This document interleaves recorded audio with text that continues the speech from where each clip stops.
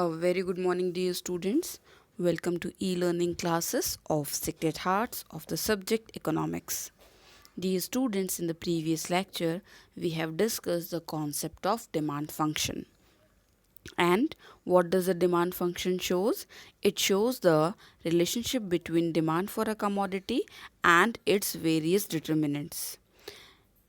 As the demand schedule or the demand curve, it is also having the two aspects or types such as individual demand function and market demand function.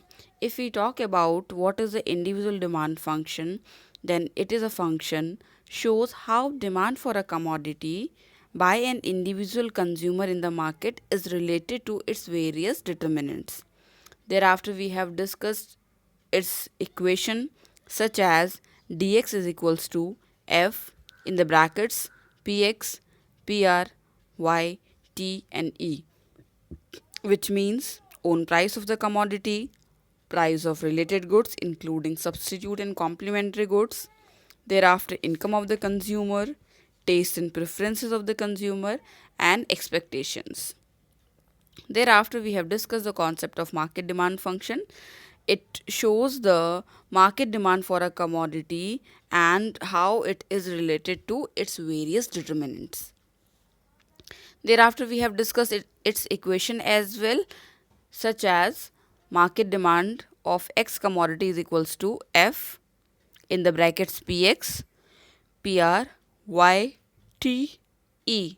Till here it is same as the individual demand function, but now two more elements are added in the market demand function, that is N and YD. N refers to the number of population and YD stands for the distribution of population. Now dear students, today we are going to discuss about the law of demand, its assumptions, why more of a commodity is demanded and exceptions of law of demand. So let's get started. Initially, the law of demand. What is the meaning of law of demand, dear students? Then it is a law which states that other things being equal, quantity demanded increases with a decrease in own price of the commodity and vice versa. So in the simple words, I can conclude it that there is always an inverse relation between the price and the quantity demanded. If the price will increase, our quantity demanded will decrease, and if the price will decrease, the quantity demanded will increase. The same phenomena or the process we can see in schedule.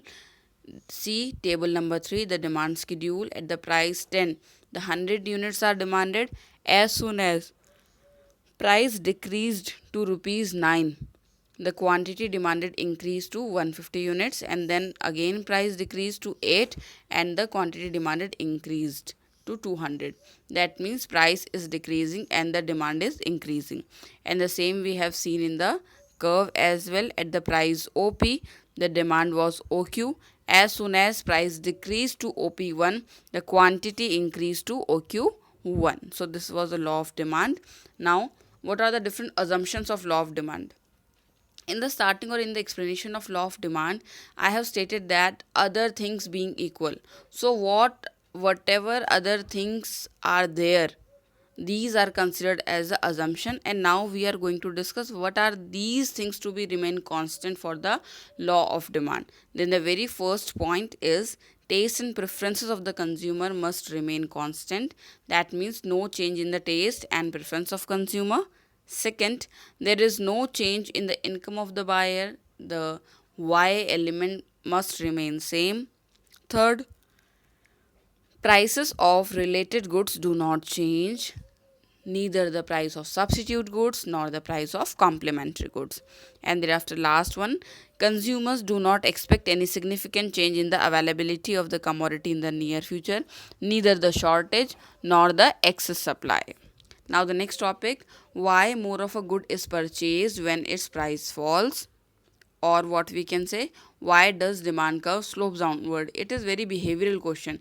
Whenever a price of a commodity decreases, we used to consume it more. Now why does it happen? This is the topic.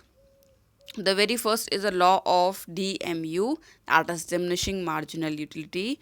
And according to this law, when we used to consume more and more units of a commodity, with every additional utility, marginal utility decreases. And that is why, as the MU decreases or the satisfaction decreases, consumer is willing to pay less amount for every successive or the next unit. Second one is the income effect. Here income is coded in the form of real income. So if the real income of the consumer increases, his or her quantity demanded for the commodities will increase, and the vice versa. The next one is the substitution effect. Substitution or substitute means in place of other. So substitution effect refers to substitution of one commodity for the other when it becomes relatively cheaper. So what we are doing, we are using the second commodity in place of the first commodity, because second commodity is cheaper now. Now see here, thus when on rise of commodity X falls, on price of commodity X falls, for example, the price of commodity X falls, then it becomes cheaper in relation to Y commodity, and accordingly X will be substituted for the Y commodity, and the demand for the X commodity will increase. The next one, size of consumer group. When a commodity becomes cheaper, more amount of people or few more people used to get associated with the particular product, whosoever were just unable to purchase it at the existing price. And as soon as this will happen, the number of consumer will increase, and if the number of consumer will increase, then the demand will also increase. And the last point is the different uses. A good or many of the good nearby us is having the several uses. So when a commodity becomes cheap, when such a commodity becomes cheap, it is consumed in its several uses, and accordingly demand increases. For example, milk. Generally we used to have the milk for the drinking purpose, for the tea, coffee and curd at home. But if we talk that the milk will become more cheaper, then we will make the cheese also, we will make the butter also, we will make the pudding as well, and so on. So it is the different uses. As soon as a commodity become cheaper, consumer start using in its different uses. Now the last topic of today's lecture, exceptions to law of demand. Exceptions means where the law doesn't apply. That means there are some certain places where if price increase, then the demand will increase, and price decrease, then the demand will also decrease. The very first is the articles of distinction.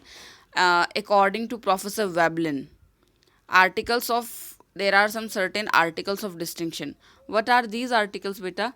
These are the articles which used to make you distinct from the group of people, which make your standard comparatively different from them, make you feel comparatively superior.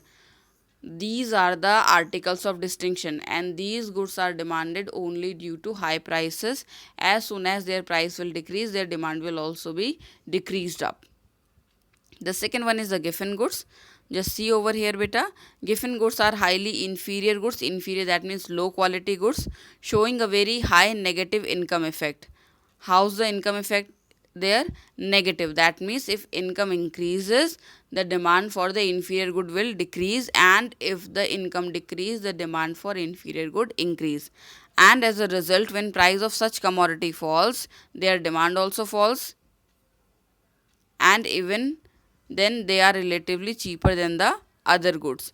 And this is popularly known as Giffen paradox. Make it very clear, their income effect is negative and price effect is positive. Both the element must present. And the last one is the irrational judgment. Irrational, that means using less amount of mind.